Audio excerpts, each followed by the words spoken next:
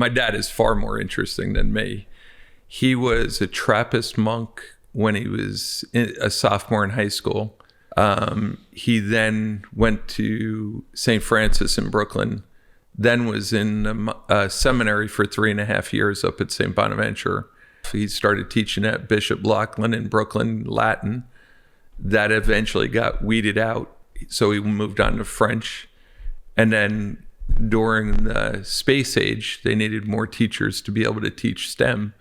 So for 6 summers, he went away every summer and left my mother with 7 kids, and learned calculus and taught calculus till he was 84. So, wow, what a life. It was a great life. Yeah, great man. Hands up, heads down, shake it on, turn around. We're kicking down, we're gaining ground. We do it right, do the here right now. So, Hugh O'Toole, CEO of Innovu, welcome to Super TRUEper. Thrilled to be here. Thanks for having me, Scott. And you just rolled in. Just rolled in. And I let you know, I was like, this is the first one of these that I've done where I haven't really had like an hour or two, a dinner, a breakfast, a dinner, a lunch and dinner, something where I kind of pre-interview someone, get to know what the kind of feeder questions. We're going into this kind of cold. Yeah. I'm excited. Same. All right. Yeah. Where did you come? Where did you fly in from? I came in from West Palm, where I just spent 3 days with 10 college roommates. Wow. Yeah. I was about to say, I just came from Mardi Gras. Maybe we had similar experiences the past 3 days. They were not dissimilar. So, okay, I'm coming back to this, but yeah, I'm terrible at the introduction, so I've got to get better. You are the CEO of Innovu. Yes. Just quickly tell me what Innovu does. Yeah. So Innovu takes disparate data sets, healthcare and pharma are just 2 of them, and we find the fraud, waste, and abuse in the data, as well as pop health opportunities, and we work with your great advisors to assist employers and participants to have better outcomes at lower prices. All right. That's, first of all, always great to have smarter people than me in the studio, because we're going to learn some stuff today.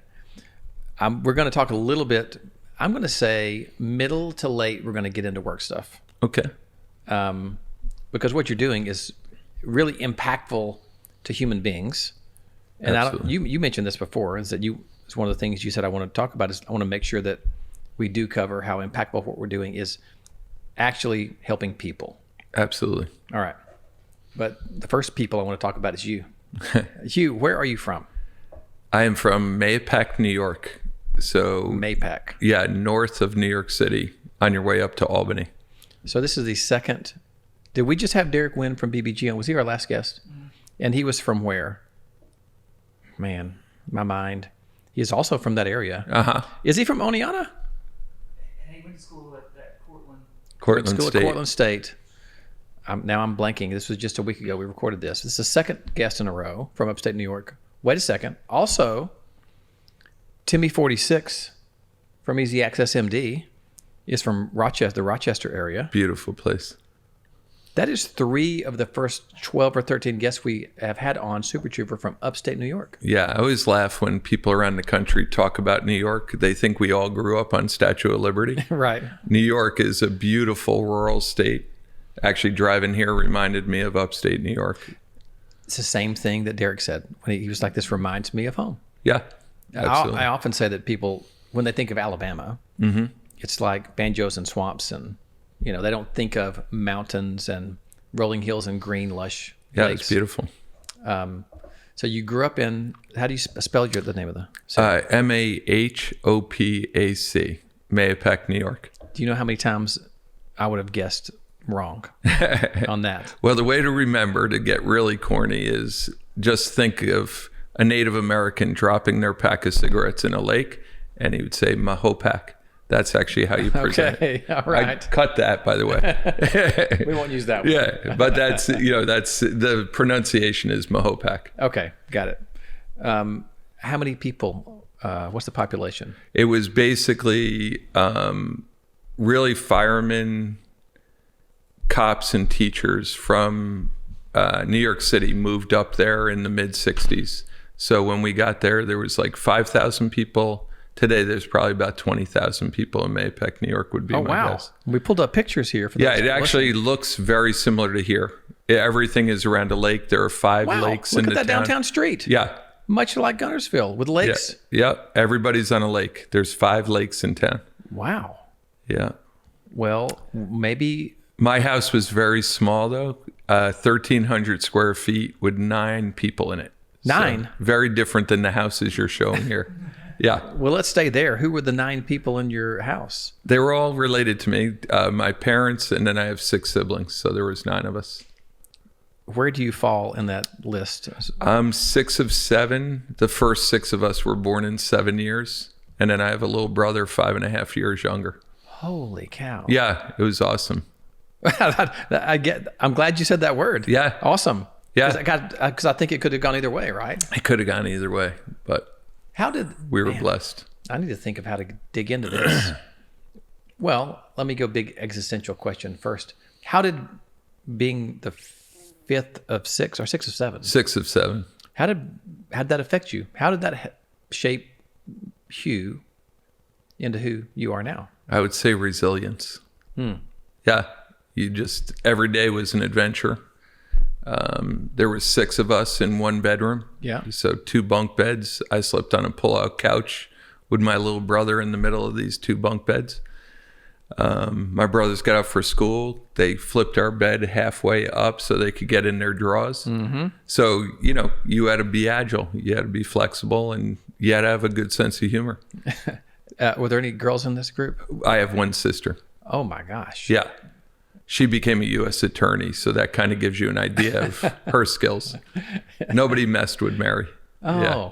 And where was she in the list? She was 5th, so I relied heavily on her. I mean, she's right in the middle of all those boys. Yeah, she's great. I want to get her on a podcast. She's awesome. Yeah, she was. I think she definitely won the state of New York debate championship, and then went on to become a U.S. attorney. What a great story of growing up with all those boys winning a debate. Oh yeah, she could carry her own. Oh man, still can. So, what did your parents do? What was life like? Yeah, so very much drove all of us. My dad was a teacher. Started out as a Latin teacher in Brooklyn, became a French teacher, and ultimately went back and became a calculus teacher and taught calculus till he was 83. My mom, after raising 7 kids, got her bachelor's degree at 41, master's at 43, and I think she might still have a patient at 87. So, just taught really hard work ethic, and the fact that we all are very blessed and we had a huge responsibility to give back. So I can't get away from the subject yet. Your dad was Latin, French, and then calculus. Yeah. So in Brooklyn, did you say Brooklyn? That's where my first 5 siblings were born before we went up to more rural New York. You have to tell me about him around, being in Brooklyn at that time. Yeah. As a Latin, French, was he a creative, a philosopher, kind of a? So this will be interesting whether it ever makes a podcast or not. My dad is far more interesting than me. He was a Trappist monk when he was a sophomore in high school. They asked him to leave because he was suffering from malnutrition. He then went to St. Francis in Brooklyn, then was in a seminary for 3.5 years up at St. Bonaventure, then met my mother. So obviously he left the seminary, and that kind of kicked it off. He started teaching at Bishop Laughlin in Brooklyn, Latin. That eventually got weeded out, so he moved on to French. And then during the space age, they needed more teachers to be able to teach STEM. So for 6 summers, he went away every summer and left my mother with 7 kids, and learned calculus and taught calculus till he was 84. So yeah, he's a very interesting guy, a beautiful guy. He just passed at 94, and wow, what a life. It was a great life. Yeah, great man. kind of father was he? Peaceful, quiet. Yeah, just loving, My mother, quite the opposite. Loving, but really dominant, disciplined, demanding, so they were a perfect complement. How did they meet? They met on a beach in Coney Island, Brooklyn, like something right out of a movie. And how old were they when they met? He was 26, I believe. I think she was 18 or 19. Okay. By the time she was 26, she had 6 kids. So fast family. Wow. Yeah. I mean, that's right after each other. Like, that's not my break. first 3 siblings are all born in September. Oh my gosh. Yeah. Hugh, this is fascinating. Yeah, it's a wild family. It was a really great way to grow up. When was he? So at 26, where was your dad on that journey that you just told me? He was probably teaching French. Okay. And then shortly thereafter, when he moved up to Putnam County, New York, he was offered these sabbaticals to go learn calculus. We may include all this, we may not. I don't know. Yeah. I just have so many questions. Yeah, no worries. Did he talk about what led him to be a monk at age 15 or 16 years old? Oh, he told me the last day I was with him before he died. He, well, in an indirect way, I said, Dad, you're dying. You decided to get no treatment. I said, how are you at such peace? And he said, well, I've believed in God my whole life. Why would I stop now? Oh. Right. And he just found peace in God. He just, he had multiple callings in this one life. I don't think he ever felt like he abandoned a given calling to take another. Mm. Right. So I don't think he looked at any of them other than chapters in his journey. I wish, this is probably going to be a strange thing to say, I wish I could capture the feeling that I had when you were telling me that story and bottle it up and take a drink out of it. Same. Like, that is, for that man to be your father, everything he did, he just decided he was smart enough to go learn calculus. Right. That is fascinating. Yeah. He would sit there with his macular degeneration with a huge magnifying glass right up until the end, doing at least one calculus problem a day because he thought they were beautiful. Man. Right? Like, I mean, they never seemed beautiful to me when I was taking them. No, that's not my idea of beauty. Yeah. Well, since we've talked about your father, I have to ask you about your mom now. Yeah. Because you said she was the opposite, disciplined, strong. Yeah, tough. If you were left home with 6 kids in Mahopac, New York, around one of those beautiful lakes, and you couldn't drive and you couldn't swim, you'd become pretty tough too. Right. Yeah, so she just made it happen. So she didn't drive? Not for years. Yeah, he moved her up from Brooklyn, and he eventually, taught her how to drive. Right. But, he would go away, and she had 6 kids. And then eventually 7. Oh. And she went back to school at 41. Were the kids at a certain age that allowed her to do that, or?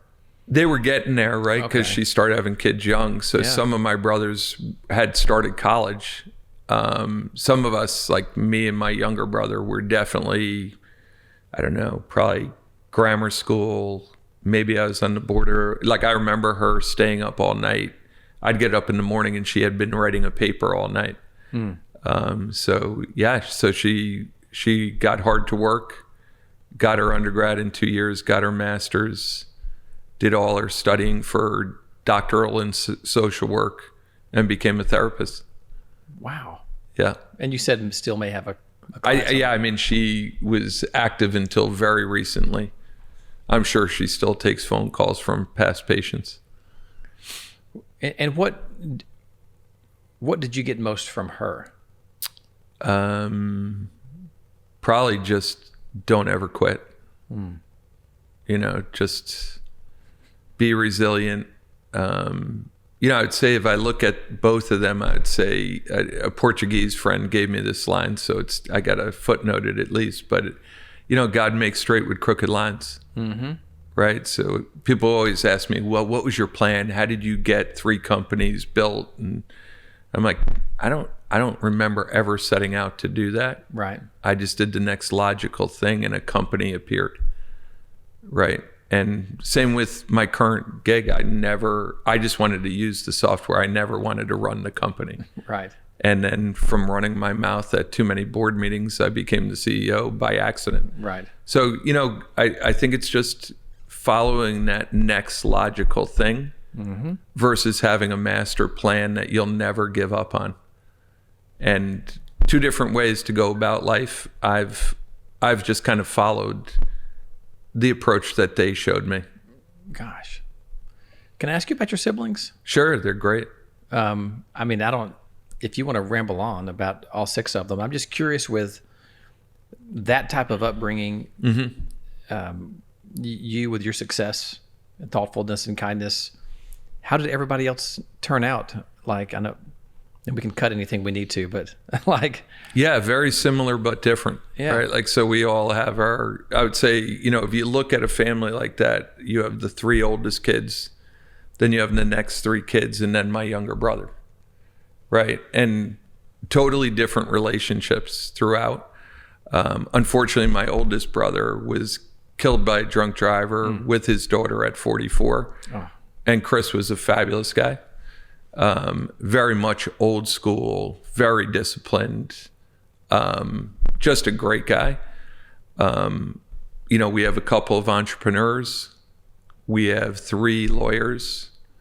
And we have, one of my brothers was a 3-time mayor in Connecticut.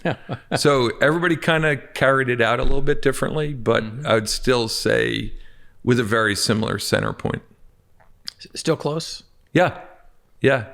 Wow. So I am so glad I did not know that until now. So my reaction could be genuine. Yeah. It's just I don't know how to describe it. It is a heartwarming, lovely. Yeah. It's a really cool story, a family. Yeah. Yeah, just so I don't sound totally unrealistic. I mean, there's fights. Oh, sure. Yeah. Scar tissue and all that other stuff. But at the end of the day, we all root for each other. Gosh, that is fascinating. Yeah. I'm sure people are going to not want me to move on from this because it's so interesting. Yeah. Man. So Hugh, you've had this incredible family. What were you like in high school? What was high school Hugh like? Yeah. A rebel without a clue. Oh. Yeah, that's what I would call it. Okay. So 6 siblings, very academic, and me. So I was somebody that thought he was athletic, very good runner. About 80 pounds ago, by the way. I was a little lighter then.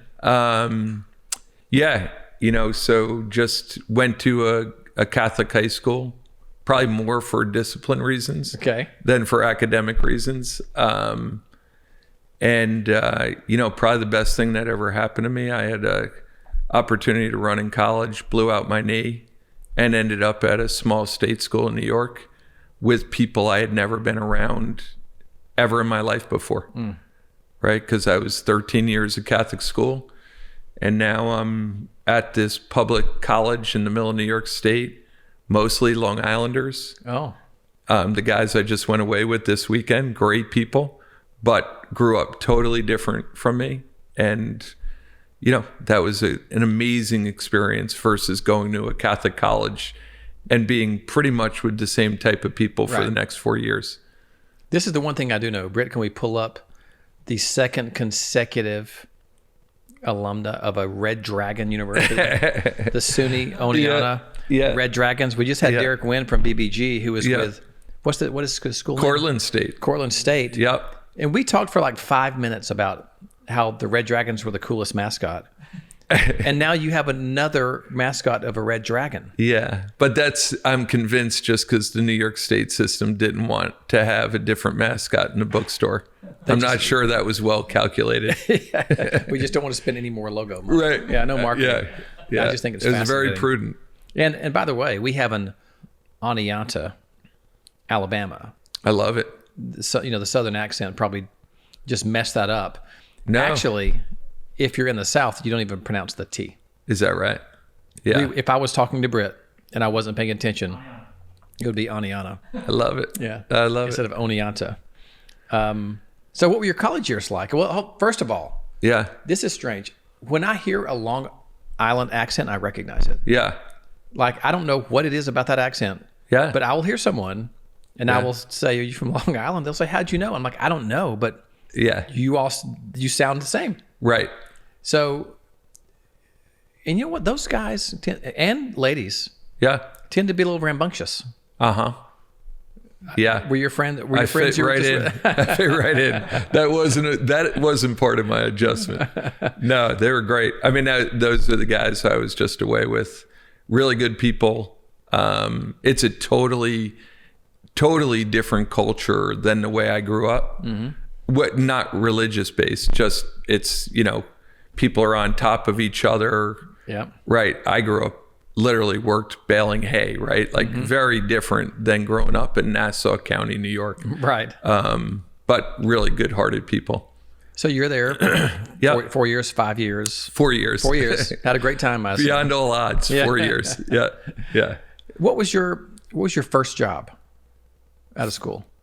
I was a youth counselor with juvenile delinquents in New York City for 2 years.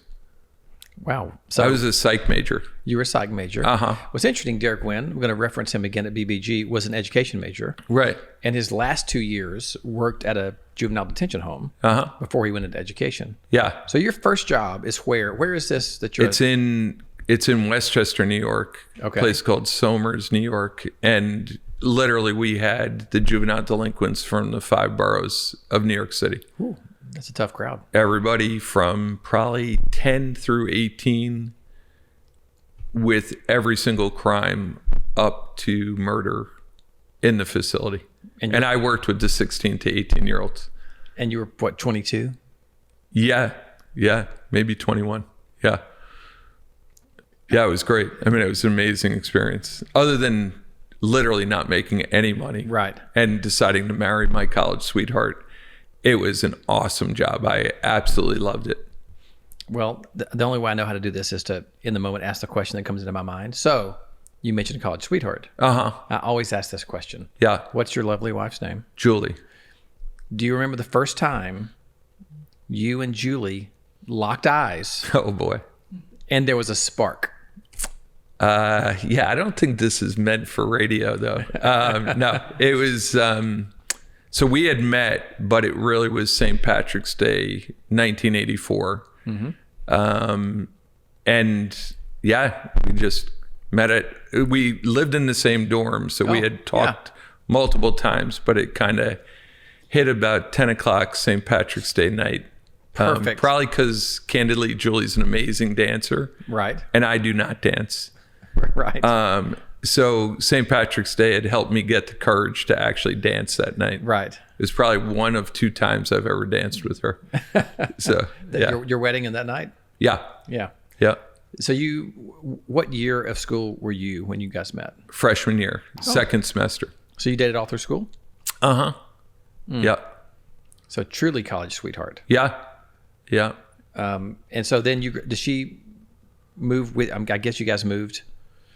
She lived at her parents' house in Westchester County, and I worked at this facility in Westchester County. I actually lived with the juvenile delinquents. Wow. So right out of college, I moved in so that I could monitor the juvenile delinquents. I'm continually fascinated.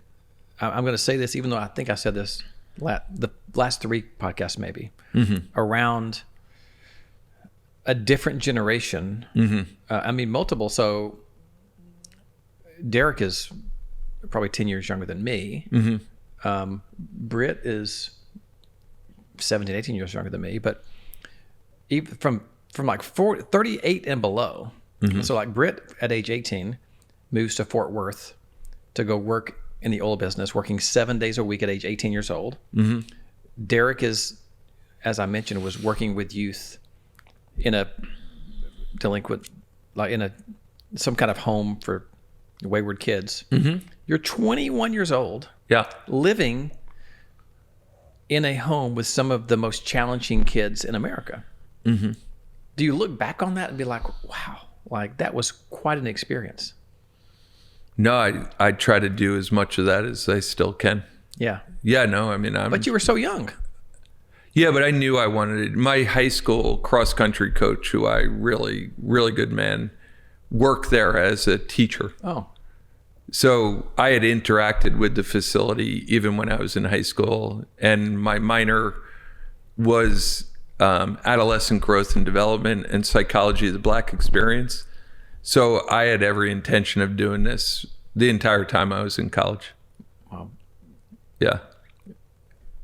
I'm going to look at the clock because I have to make sure we touch on work a little on bit. Something. I could get. No, I think this is way more interesting, by the way. But that's just so interesting. There's a lot of similarities there between us. I grew up in this town that you're in. We'll go for a tour later. Cool.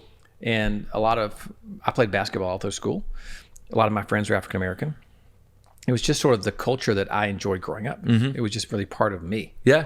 And I continue to have, in this little town of Lake Guntersville, it's still, I don't know if segregated is the right word, but certainly most of the Black people live in a certain part of town. Right. And there's been generational poverty.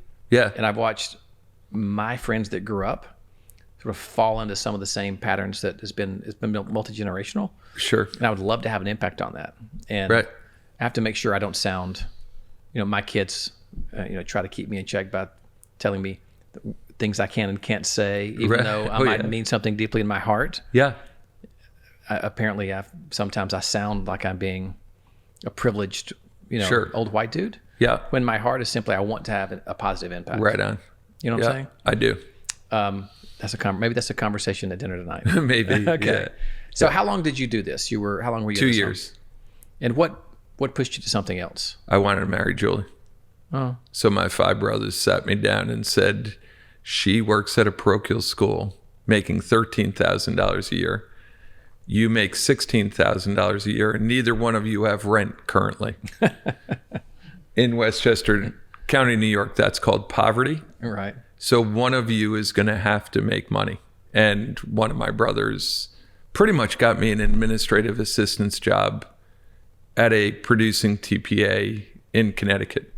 Wow. So your brothers loved you to a level and they could have that tough conversation with you. Oh yeah, we had that sharing throughout life. We all had a situation where the group got together with the individual and said, like when my brother was in politics, after he won his 3rd term, we literally sat down and begged him never to do it again. Really? Yeah, it was so horrible to be a family member of a politician. Yes. Yeah.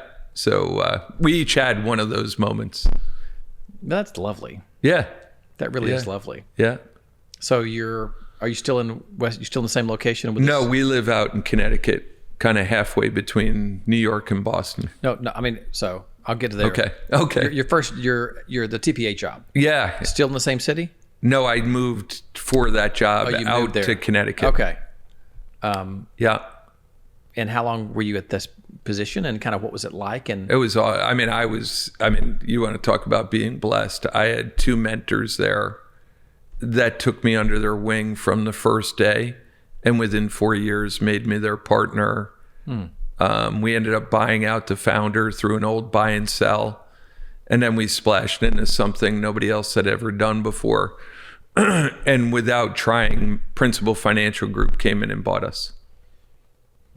And what's the time period between joining this from your brother's recommendation to selling to Principal? 13 years. That's a pretty dramatic life turn. Yeah. Oh, yeah. Yeah. No, totally. Yeah. What was it about My wife and I have a line we stole from a guy out in Iowa, but it was when people are like, oh, can't believe Hugh's doing another startup turnaround, whatever you call them. And she's like, we've come up with this. Well, we still got a long way to fall and still be up. Oh, right. So that's good. it is an advantage of when somebody marries you when you have absolutely nothing. Right. You don't have to worry if she's in it for the money. And this was a retirement plan TPA, right? It was both. Okay. We had a fully insured MIWA Okay. for healthcare that my buddy Louis Nunes ran. And then I ran the retirement division. Gotcha. And we both did the record keeping. And what made it attractive to Principal to buy? We had literally figured out under that center point, I figured out how to actually give nonprofit employees in tax sheltered annuity funds, institutional money management versus the horrible variable annuity product they had been stuck in for 40 years. And once we discovered that, we pretty much wrote more than any insurance company in the country. And then one of them that had nothing to do with that market bought us. Wow, that's so interesting. That journey of 13 years. Yeah. What was it about? You mentioned mentors, which Yeah, I'm sure they was were key. Yeah, absolutely. But it also sounds like your knowledge went from like 0 to 100 pretty quickly.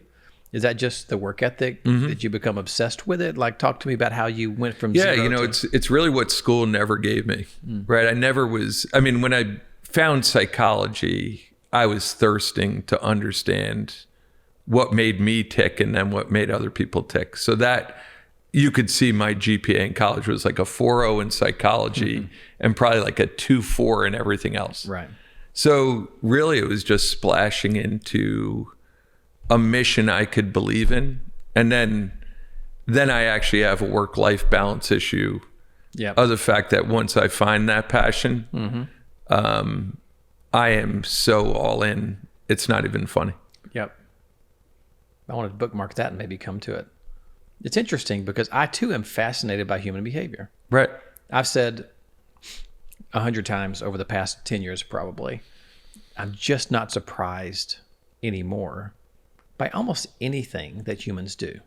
Right. You can almost tell me anything. You could be like, did you know Yeah. Britt left Ellie and is dating an orangutan? And I would be like, I mean, like, okay. I didn't see that coming, but okay. Maybe Yeah. there's it just seems like I am fascinated by human behavior.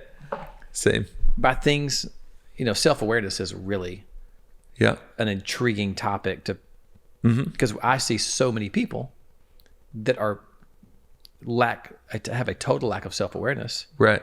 And it's like, well, how do they not see? Which immediately makes me look at myself and go, okay, what am I missing Sure. with me? Yeah. Because there have to be now, even with really, really trying. Is there anything, it's going to be a big question. I don't even know how to formulate it right. Of all the interesting things that we're going to talk about in the next 30 minutes or so, are there any elements of human behavior that you've recognized that actually have helped you be successful? I think, I mean, I will answer the question, but I would say everything, right? Like, I think understanding patterns. I think that in psychology, we would call it the difference between the ideal self and the real self, right? So when somebody's talking to me, I'm able to help them understand that that's who you want to be, but based on pure fact-based patterns, that's not how you're perceived. So how do we close that gap if that's really who you want to be and have those crucial conversations? I think that's what's allowed me to take a really good center point, a really good mission, and help people figure out if that's really where they want to be or not. And I'd say some of the people that have complimented me now are the same people that I helped find a different position years ago. Right. So I don't think it's about how do you shoehorn somebody in to who you want them to be. I think the key is to help them discover who they are. How did you, what was the growth like of getting to the point where you are now? That's very sage and wise advice. I think, let me figure out a good way to ask this. When you, it's, you know, it's a different version of clear as kind how you have to have challenging conversations out of pure kindness. Yeah. That is a clear as kind of conversation. Was there a part in your journey where that became like, oh, it kind of clicks? Yeah. Did it come from the psychology? Is it experience? Yeah, it was the first time I had to terminate somebody. Okay. And I thought I was this social worker guy. And then I sat down with somebody that my mentors are like, Hugh, it's not working. It's not going to work. Stop trying to make something work that's not. And I sat down with the individual. I went through the fact pattern and he was shocked. And after I had to let that person go, I said, that will never happen to me ever again. I will never jeopardize somebody's livelihood, how they protect their families, by being a coward and not telling them the truth. And candidly, I think I'm the same social worker down deep. Right. It's just deeper than it used to be. Yeah. And really it is, that clarity is a gift to somebody that you have no right to withhold. You articulate that so well. You know, sometimes, Hugh, I think I might have been put on the earth. I'm being facetious a little bit, but I've learned things so late in life, for whatever reason. Scrapping and kind of clawing and fighting my way, and not really having a bunch of good mentors. And maybe being honest to say, wow, I am learning this late, and not being afraid to say, yeah, what you might have learned at like 30, I didn't learn until 45. But getting that kind of message to people as soon as possible is incredibly powerful and impactful. Yeah. I mean, I wish I would have sat down with you 10 years ago. I might not have known this 10 years ago. So I would say the struggle continues. Yeah. Like if I sound like I'm some self-actualized human being, I am not. I am far from it. So my journey continues. You know, like you said, I have adult children now. Right. I have a great wife who's not afraid to tell me when I'm not self-aware. Right. Yeah. So, you know, but those are, it really was a crystallizing moment that I share with my management team every day, is you really have no right to not share with somebody that this might not be the right place for them to practice their craft. Right. Or they have a real skill issue that's going to haunt them regardless of where they are. So we got to fix it now. And if you don't do that, you really are hurting people. Yeah. You know what's interesting in this same vein? Did you see my closing keynote at the last meeting? Okay. Yeah. So absolutely. it was really the first one of those I've done. And in the closing, I kind of offhandedly got up on stage. Before we closed, I said, I was nervous, you guys. Because I wasn't really nervous about the presentation. I was more nervous about probably perception around me sounding so confident in what I was going to talk about. Right. Because, again, I'm a work in progress. Who am I to have this authority to tell anybody things around purpose and meaning? And it's interesting. So Lisa Scamehorn, I call her Coach Scamehorn, she owns Pharos Benefits in Minnesota, outside of Minneapolis, St. Paul. And Lisa is such that if you want someone to call you on your BS, she would be way up there in the top list of like, she's just to the point. Sure. I'm going to tell you the facts, whether you like it or not. And she came up to me after and was like, stop apologizing. You earn the right to be confident and speak. And it's what I was thinking when you were talking about that, is that I think I'm going to wrap my last two comments into one, which is, me being a late bloomer and sort of putting sort of a codicil on everything I say like that, I think sometimes diminishes the impact I could have. Right. So I'm learning in the moment from you, because you certainly have earned the right and have the gravitas to say the things that you say, what you've learned, and still be on your journey. Right. All right, I'm going to jump back into your timeline here. Cool. So now, you're at principal. So you've gone from 13 years in a small business, entrepreneur, growing. Right. Boom. One of them, a strategic partner. So this is not a shot at principal, because they're a wonderfully run company. Company. Yeah. But also conservative corporate, Yeah. middle America. Yeah. You know, like it's probably part of why they're so good. Yeah. Right. Absolutely. What's that? Is that a culture shock? Oh my goodness. Yeah. Yeah. But see, I think I was prepared by going to the SUNY school with people that didn't think like me. Mm-hmm. Then I was one of the only white counselors at a facility that everybody was non-white, all different types of people, but great people. But I was totally the minority, 24/7. So that was a great experience. Then I was clueless in business and mentored up, right?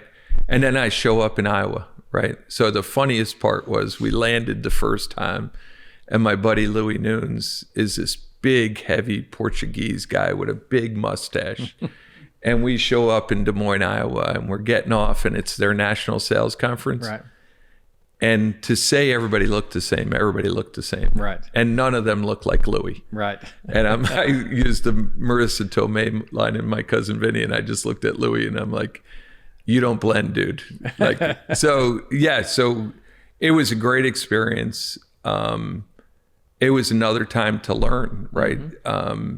Larry Zimpelman, who eventually became their CEO, had a great line one day when I was experiencing great frustration, right? Like I grew up in an 80 life organization where very quickly you were able to convince people to move, to now I'm at a company that went from being a mutual when I sold to them to now being a listed company with quarterly earnings, right? So very different environment. And Larry just said to me, you know, Hugh, before you're opinionated, you might want to become curious. And that again was one of those lines that with my personality, I have to remind myself every day.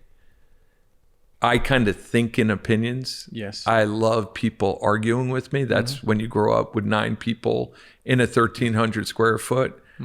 My wife was amazed. Dinner at the O'Toole's was 3 hours long. Right. And you better bring your A game. So that's the way I learned. That's the way my 2 mentors were.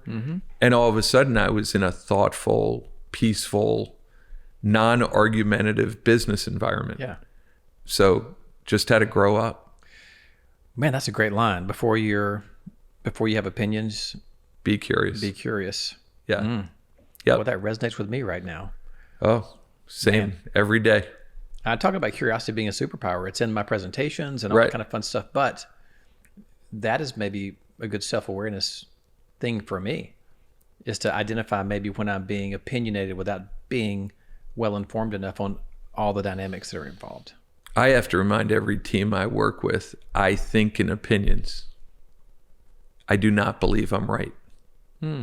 Right. So, but that's a burden I'm putting on them that I should put on myself. Right. It's almost like a warning. Hey guys, do realize you need to argue with me. Right. Man, that is powerful. Okay. So how long were you with the principal? I stayed from 99 through the beginning of 07. Okay. So a pretty good stretch. Yep.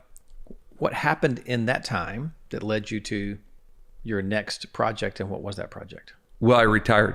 You retired? Yeah, I coached 5 lacrosse teams and I ran the mission trips at church. How old were you when you retired? 34. 34. I think that's right. Yeah, right around that. So you're only 34 years old. Yeah, I mean, it didn't last long. My wife, this is the best line. She said to me, Hugh, I've talked to the kids. I love going to lunch. I just want to go with somebody other than you.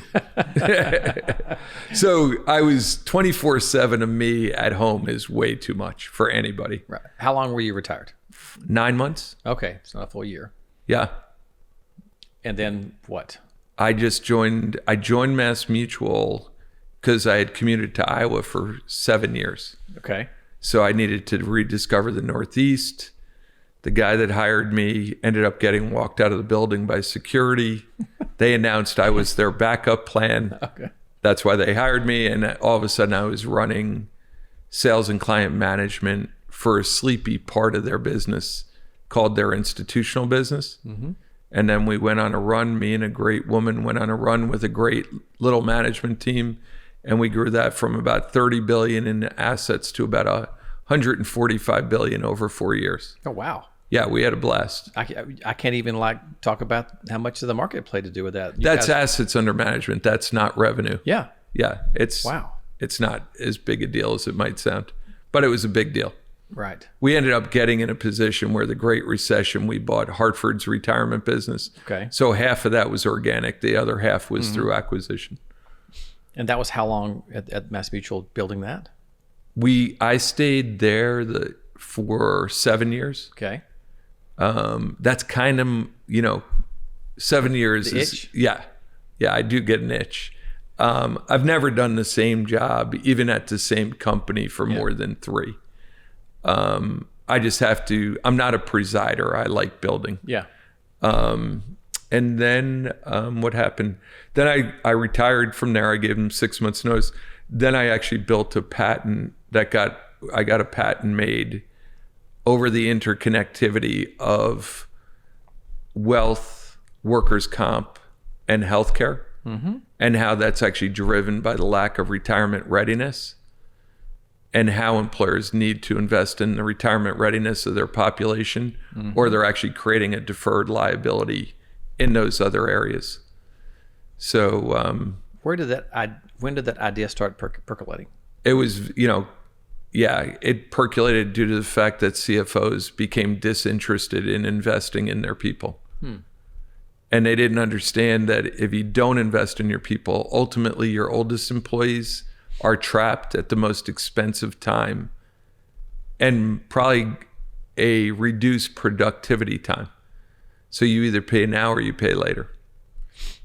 So interesting. So there was a time in my career, in the middle of, I was a partner in an agency in Alabama. It was in the middle of healthcare, all the stuff we do as owning a brokerage.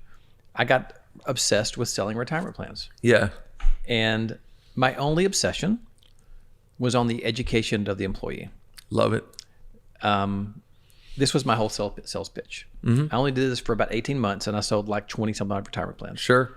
Did not know what to do with them. As a matter of fact, I had to give them away a little bit. Sure. But I sold them because I went in and said, whatever advisor is going to come in here and sell you on a platform, because at that time, it was mostly Principal, John Hancock, whoever. Yeah, right? group annuity. Group annuities, Yeah. maybe an American Funds direct account, but it was pretty unsophisticated. Everybody's charging a ridiculous fee. Right.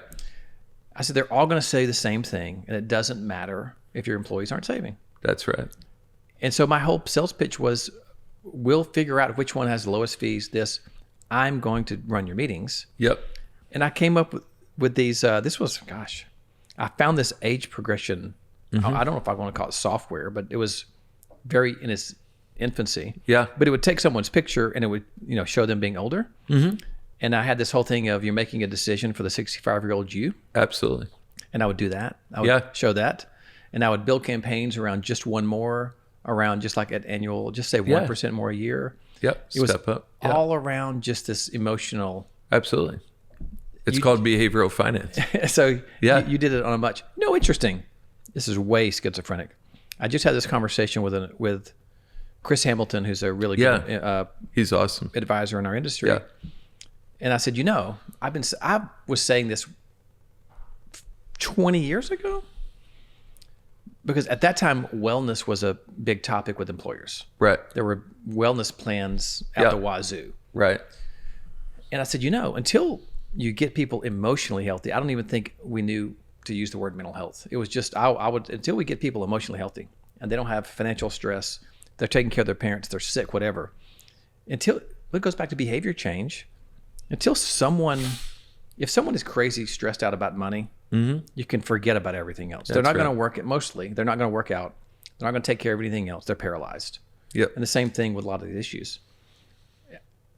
I think there's still something to that. So just so you know, I've actually proven that in data. Oh, really? Yeah. So if you take a trucking company, this is a real life study with real data, not algorithms. That's why I ever met Innovu, is I wanted to do what I had proven in algorithms with real data. But we can look at the the financial wellness of a bunch of truck drivers, you can actually see that in their body mass index. Then you can see the effect that's going to have on your healthcare plan. And that's a leading indicator to a workers' comp claim. Yep. So these disparate data sets are leading indicators to the next expense. Forget about just peace. Yeah. Right? Like you want to do it so that that truck driver isn't foreclosing on their home. Because when they are foreclosing on their home, they're actually a dangerous truck driver. Yep. Right? And if anybody in logistics will tell you they make money by preventing accidents. Right? Yep. So you just have to look at what are the things that would cause a truck driver to be distracted. And emotional and financial wellness is probably in the top 3. Yeah. It's almost, it's such a big problem of where to start. Right. And so if I take I think the truck driving analogy is pretty easy to see. What about nurses? I'm just going to pick this out of the blue. Yeah. So it's like it's a big surgical center. Yeah. It seems to me a stressed out nurse, Yeah. that would be a horrific as a patient, Yeah. and your nurse is an emotional wreck. Absolutely. Divorce, Yeah. bankruptcy, Yeah. no sleep. Where do you this is not an impossible question to answer, but where do you start as an employer to try to help a person or a group of people with mental health and stress? Yeah. Because I know people that would say, actually, you've got to start with their physical health. It all starts with their physical health, and then other people are like, well, they're not going to do anything physical until you Right. do the mental health side. I think this CVS, I just read this on the airplane in here. A woman died at CVS, a pharmacist. And based on the shortage of pharmacists and the pressure from working at CVS and Walgreens as a pharmacist, you do have to start with working hours, pay. Those are real, Right. because that very conscientious pharmacist is going to take all the remaining shifts and ultimately die.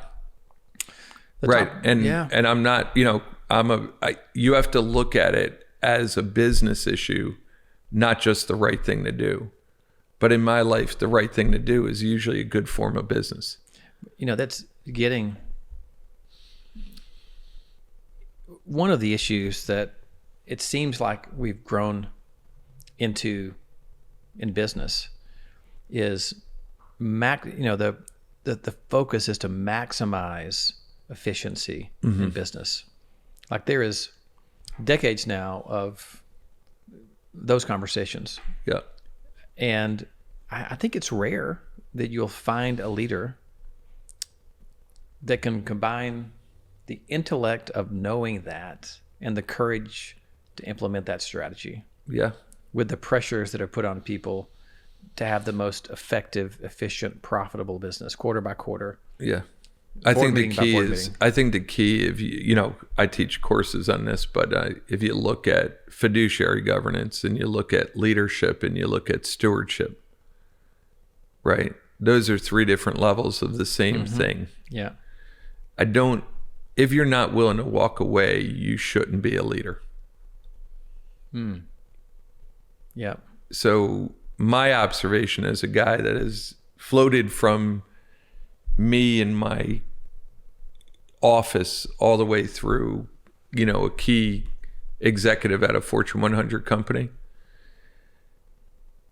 you just can't get trapped. Yeah. Right. I do think I've seen, like Larry Zimpelman at Principal was a guy that never got trapped by that question. Right. But you can sell to a board how those things are aligned. Yes. Or you can cop out and just do what's operationally efficient, even if that's a short-term result and long-term is not good for the organization and certainly not good for your clients. And so that, to me, it's an interesting question. One is a leader, one is an empty suit. Right. Right. And I've seen every variety. Where does one go to learn that type of leadership? There's a guy, Don Trone, who we've developed a program out of Wake Forest that's all about leadership, stewardship, governance. He works with a guy, Sean Hanna, who's, an ex-Army colonel, and they run multiple programs about that level of stewardship. Can you spell Don's last name? Trone, Trone. And is this a class at Wake Forest or a sort of? It's sort of like their business development class out of their MBA program. Yeah. Wow. Yeah. I feel like we're going to maybe talk for another hour. I don't know how long we're going to and just figure out the content here. Yeah. I do want to get to Innovu. I wouldn't worry about it. Oh man, it's just so fascinating. So let me jump back in. So you patented, tell me what you patented again. Is it technology? It was literally, it's called viability. Okay. MassMutual sold to Empower. So Empower now owns the patent because MassMutual bought me and that. Okay. After I'd left, did a little sabbatical, built this, then they bought the program. But the program is very simple. We looked at big data, and based on your retirement readiness, what was your estimated date to leave your employer? So we were able to prove those that are more financially ready, right, left earlier than those less financially ready. Right. Then we were able to calculate what you cost your employer from wage, workers' comp, and healthcare expenses as you age. That created a liability. Then we were able to teach advisors in the employer, without spending any more employer dollars, how would you re-engineer the retirement program to mitigate that liability? That was called viability. So you left MassMutual, then they bought this. Yeah. Then you were back at MassMutual? I was. Okay. I was like trying to get out of the mob. Yeah, I was back in. How long for the second time? Just 30 months. I woke up one day and said, I just can't work at a large company. MassMutual is a great company, by the way. Great company. It wasn't them, it was me. I shouldn't be there. Right. Yeah. And then I took a golf trip, came back, and the following Monday I met Innovu. How did that happen? I'd been watching them. I knew the technology is exactly what I needed to do what I did with algorithms with real data. So I went out there, spent a week. By the end of the week, I met the main investor, told him why the business model was never going to work. He asked me to invest and become a board member, which I did. And then 5 months later, they asked me to run the company. And what year was this? 2018, Okay. October of 2018. Yeah. So you've only got about a year and a half left of 7 years, by the way. Oh, my job has changed probably monthly since I've joined Innovu. So it resets. I'm far from bored at Okay. Innovu. Yeah. So has the industry changed. It's very exciting. So now we made it to Innovu. And you're the CEO now. I am. Go into a little bit. We had a little opening kind of comment about what you're doing, but expand on that. Like, what's Innovu's value to an employer? Like, Well, first of all, we're 100% intermediary driven, so we don't sell direct.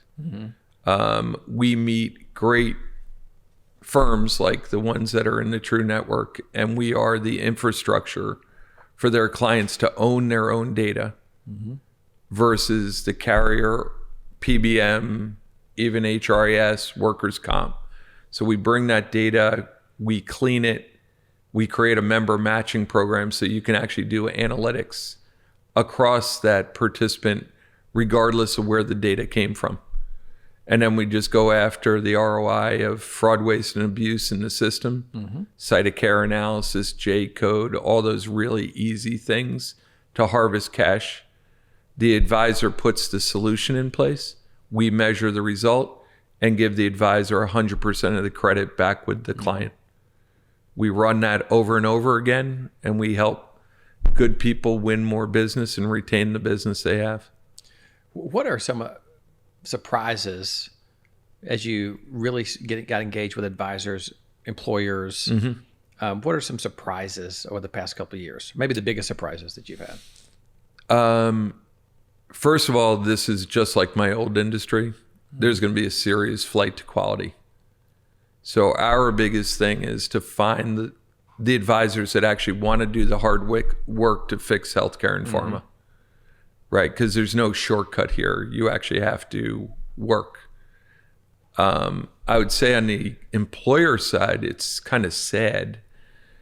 I call it, in psychology, we'd call it learned helplessness. They have kind of gotten beat up so bad in healthcare and pharma, and they've sat through so many meetings that have had so little impact on the trend of their expense. The CFOs have almost given up. So that will be a huge part of what we need to do is reinvigorate CFOs on the second or third largest expense item, that there are solutions that can help them win.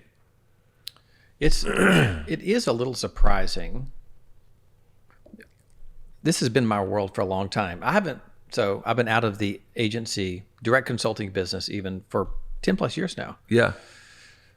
In Alabama, where we sit, I've made this joke 1,000 times. People don't often put innovation and Alabama in the same sentence, except for maybe football, maybe college football. And even that is getting taken away from us, Britt, with Saban's retirement. But because we're sort of in a single payer. You guys have helped us in space quite a bit, I would think. Oh, that's true. We do have a Space and Rocket Center. There's some other stuff. But, Blue Cross of Alabama, has 95% market share here. Right. And they don't pay any commissions to brokers or advisors. So we've been in this single payer environment here as a broker advisor. Right. So we had to get creative, and we're doing early adopters with captives for smaller groups and carving out pharmacy and direct primary care and really some things that are considered new now. Yep. We were doing 20 years ago because we didn't have any choice. Right.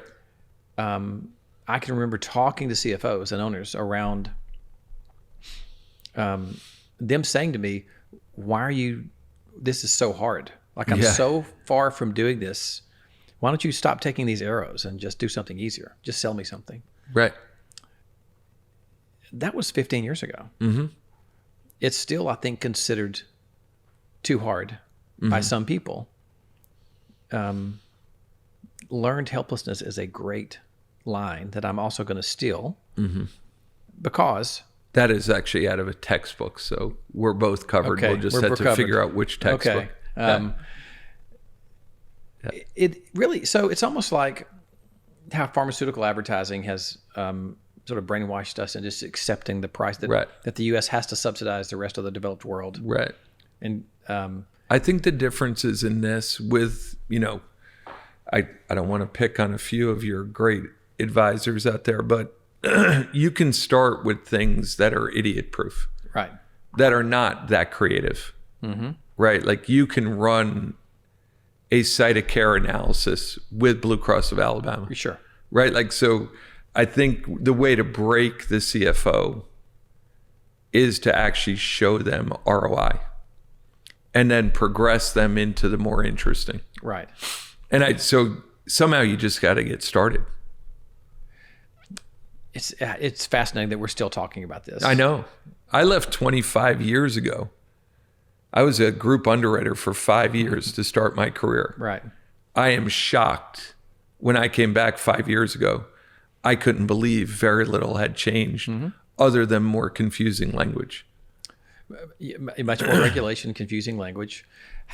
So there's been some recent lawsuits that have gotten a lot of attention around fiduciary responsibility of employers on the health plan. Yep. And some people are saying this is bigger than anybody knows. And other people have said, yawn, yes, it's big, but we're still going to have another decade of the same. How aggressive do you think this new, because the retirement plan community went under a pretty big change. Do you think we're on the precipice of that for healthcare consultants? Yeah, I know we are. Yeah, there's other than it moving quicker than it did from 2006 to say 2013. So it's moving quicker. The DOL and the plaintiffs' attorneys have already taught the federal judges the same exact rules. Oh, yeah. So yeah, the J&J lawsuit, the DOL now has sued carriers twice. They never sued anybody in the retirement space. They're serious. They're not. They put the employer, the plan sponsor, in harm's way. Yeah. That was intentional. It's, I'm also opinionated, and I had an opinionated when ACA was passed that a lot of my friends were doing all fully insured work. Right. And I was like, you guys are going to have to do something else. I thought I was smarter than everyone. All those friends tripled, quadrupled their agency size. Sure. Over the past, was that 2009? When was that? It's been a while since ACA. Yeah. Yeah. It seems like we're getting closer and closer to the cost of healthcare and health insurance being so high. Yeah. You do have celebrity involvement now with Super Bowl commercials and Right. such. Now we have real legal pressure. It seems to me like the really smart people are going to win again. Yeah. Like the smartest of those agencies who were doing small group won because they were able to help with compliance, help with benefit administration, Sure. sort of level up everything they were doing. Right. Now it seems it's going to be the advisor that can sort of embrace transparency, Yep. probably moving to a fee-based structure on almost everything we're doing. How fast do you think this is going to hit the average benefit advisor and really impact their business? Yeah. I mean, I can tell you a couple of the true agencies are already taking massive opportunity to retain and grow their businesses. So I'd say in the next 3 to 5 years, there will just be a massive flight to quality to the advisors that can speak this language to those that never try. So they have you have the ability right now to be a first mover in this space. Absolutely. And you have first movers right within the agencies that are part of your network. It's an exciting time. Yeah. And they're doing a great job. I mean, it's really going to your conference 2 weeks ago. I came back and I said, we're all in, guys. These are the people that could win. I probably have told you this in the past, but there was a group called Cap Trust out of Raleigh, North Carolina. Yep. Nobody knew their name in '05. They were an independent RIA. Nobody really used registered investment advisors. Cap Trust is bigger than any wirehouse. They're bigger than any agency. They are the biggest RIA in the retirement space today. Right? That was a small independent firm out of Raleigh, North Carolina. I wonder who the people are. I wonder if I could call the people that were making decisions back then around what were the biggest decisions, the biggest decisions they made to get ahead of that. I can introduce you to Fielding Miller. I'd He's love the to. guy that did it. I'd love to have that conversation. Yeah. Good people. Just did the right thing. And then when other people needed to do the right thing, Cap Trust actually bought their businesses and they were the infrastructure. And the advisor that didn't want to know any of that could just be the relationship manager on their client. They didn't have to figure out how to be a trustee and be a fiduciary advisor. Fielding and gang took care of all that. So they became the infrastructure for the future of retirement. All right, I've got to ask you some other questions, not work related. Okay, sure. Hard pivot. Okay. Your children. Tell me about your kids. They're great. I have 31-year-old son. Both of my sons in the last 2 years got married. The older guy just had my first grandchild, Miles Patrick. So really, really cool, really exciting. My wife and I are totally fired up. Ian is so Ryan's in the retirement industry. Okay. He's a registered investment advisor. Works for a dear friend of mine out of San Francisco.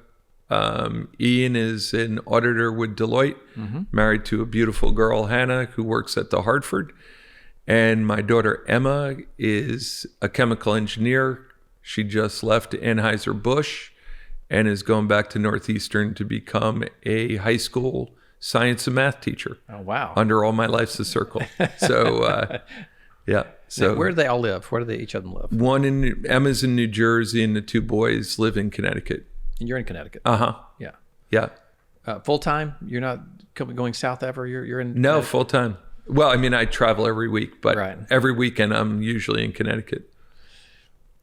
You mentioned a couple. This may elicit the same answer as before, but what gets you most excited in the morning to hop out of bed? Coffee. Yeah, I really look forward to my first cup of coffee. So but do you know right that's, after, for yeah. real? Sorry to interrupt. My wife Val, Yeah, affectionately known as Mrs. Hot Dog, she would answer it the exact same way. yeah, She so looks forward to two things: going to sleep, yeah, loves bedtime, yeah, and loves her morning coffee. yeah, yeah, yeah. Yeah. And then right after coffee, because I hang out with my dog, so that's like my most peaceful time of day. Candidly, I'm right back at doing what I do for a living, because with all of us, the entire value stream, I think this is some of the most important work we can do for normal Americans. Mm-hmm. And that's totally my center point. You mentioned earlier having work-life balance issues because you get so consumed, right? Yeah. Has it really been an issue, or is it? I've talked to plenty of people who are like, so I'm the same way. Yeah. Again, late in life, because I didn't find something I was passionate about really until true. Right. I'm always thinking about it. Yeah. Some version of it. Absolutely. Always thinking. Yeah. So I don't think I have a work-life balance. I don't think Val would say. She might say I do a little bit. Mm-hmm. It just seems like I've just made it a part of who I am. Right. But has it been an issue? Have you gotten better at it? I don't just talk about that dynamic.